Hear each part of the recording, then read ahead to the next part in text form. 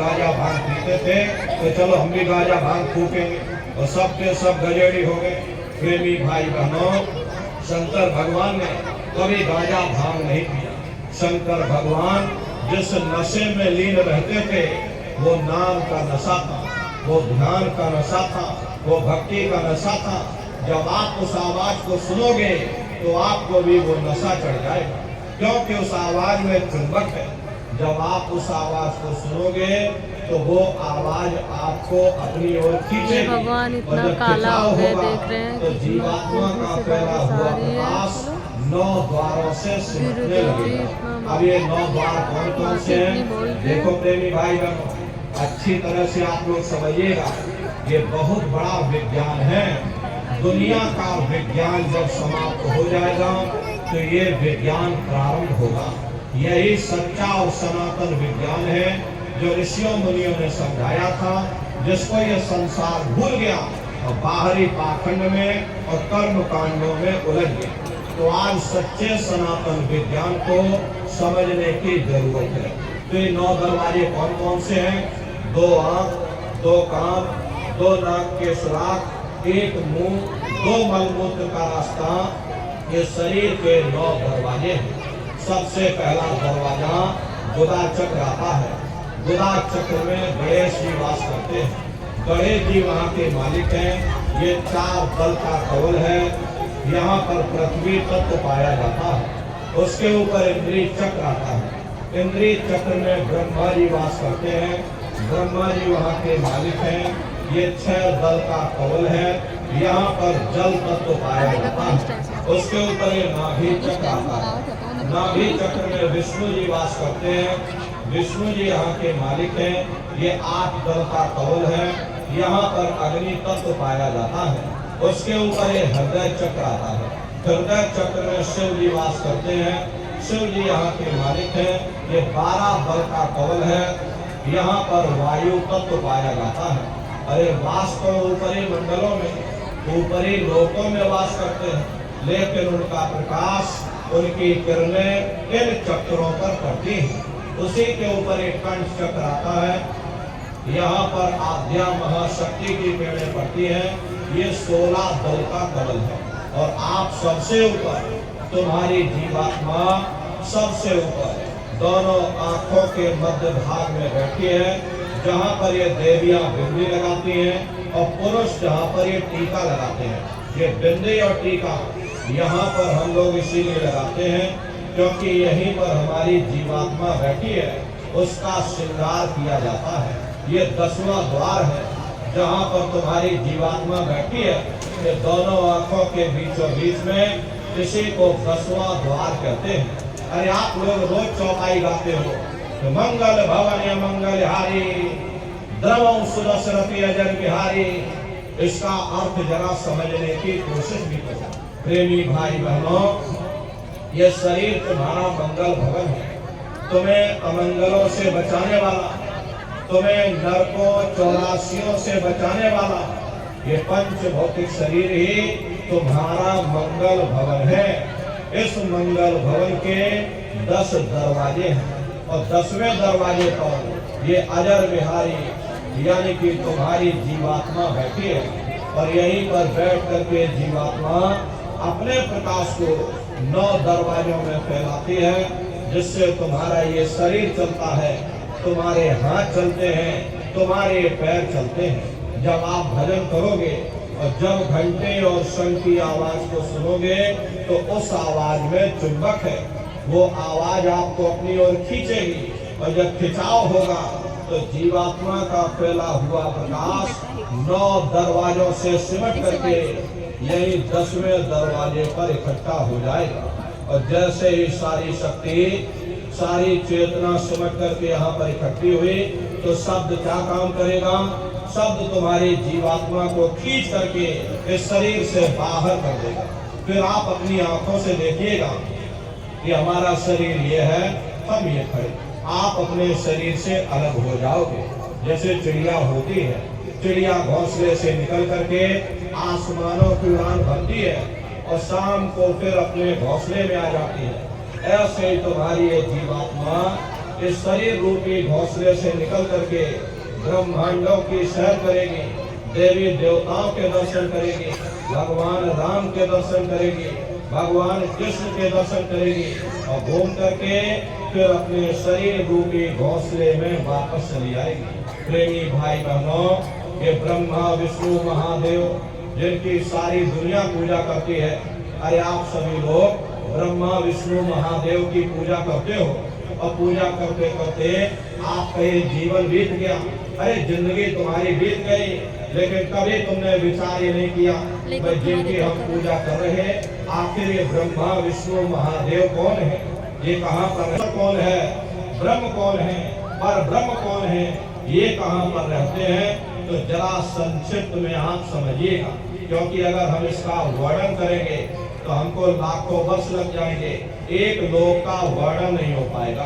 इतने विशाल लोक इस आसमान के ऊपर बने हुए, वैज्ञानिक लोग इसकी खोज कर रहे हैं, कोई चंद्रमा तक चंद्रयान को भेज रहा, कोई मंगल ग्रह पर मंगलयान को भेज रहा, लेकिन प्रेमी भाई बहनों, इस संसार की धातु वहां तक नहीं पहुंच पाएगी।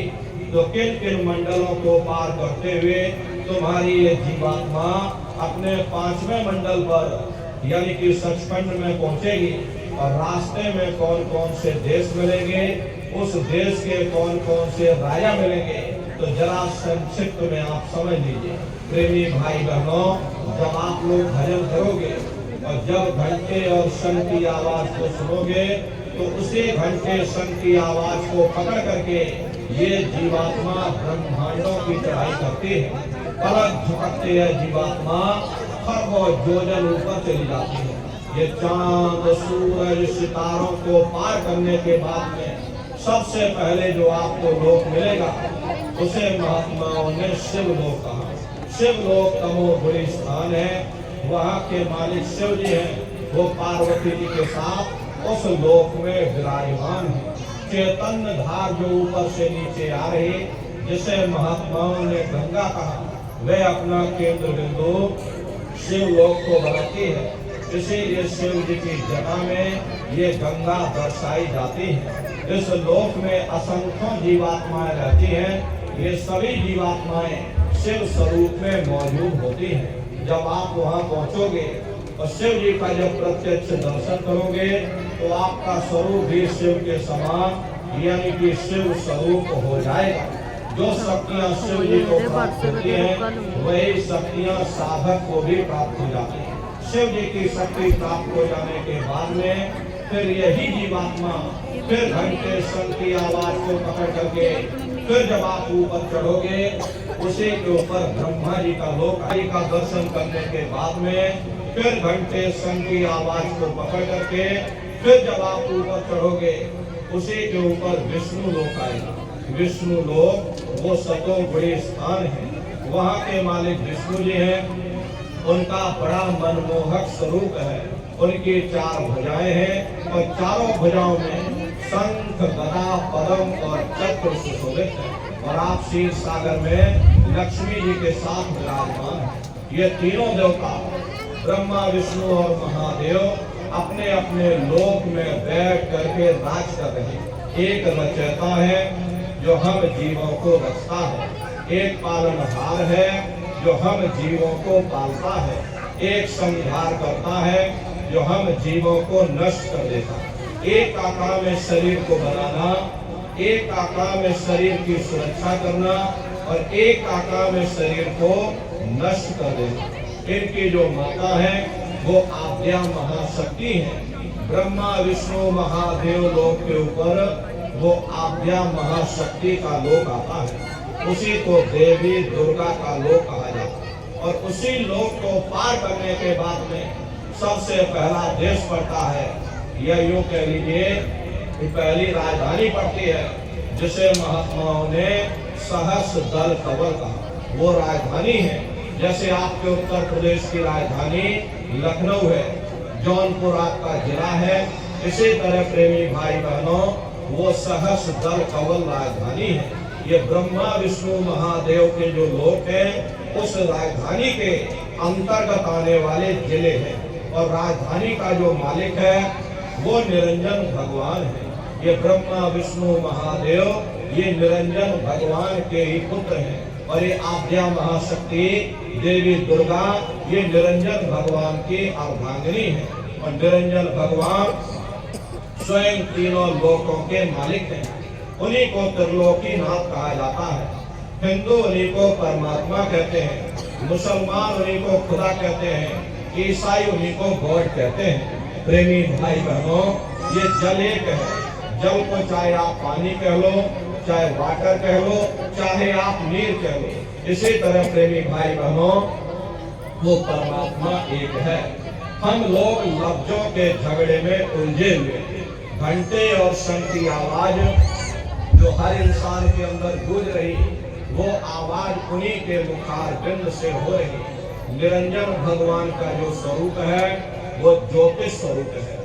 हजार बाती की अखंड ज्योति वहां पर बराबर जल रही है। परम प्रकाश रूप जल राते नए कछु चाहिए दिया घट बाते। अरे हम आप यहाँ पर ज्योत जलाते हैं, ये तो हम आप उसकी नकल करते हैं। महात्माओं ने आपको चिन्ह बता दिया कि भाई उनका ऐसा स्वरूप है, तो हम लोग यहाँ पर नकल करने लगे। इस ज्योति में तेल की जरूरत पड़ती है, बाती की जरूरत पड़ती है, लेकिन वो अखंड ज्योति वहां पर ऐसी जल रही जिसमें ना तेल की जरूरत है और ना बाती की जरूरत है। महात्माओं ने लिखा है उल्टा कुआं गगन में जिसमें जरे चिराग, जिसमें जरे चिराग, बिना रोगन बिन बाती, शहर के 12 मास जब रहे दिन राती। सतगुरु मिले जो होए ताहि की नजर में आवे, बिन सतगुरु नहीं कोई वाह को दर्शावे। वो अखंड ज्योति ऐसी है जिससे पूरा ब्रह्मांड प्रकाशवान हो रहा है। जितनी भी अवतारी शक्तियां आई, भगवान राम आए, राम को वहीं से नीचे उतारा गया। इसीलिए उस देश को अयोध्या नगरी या कौशलपुर देश भी कहा जाता है।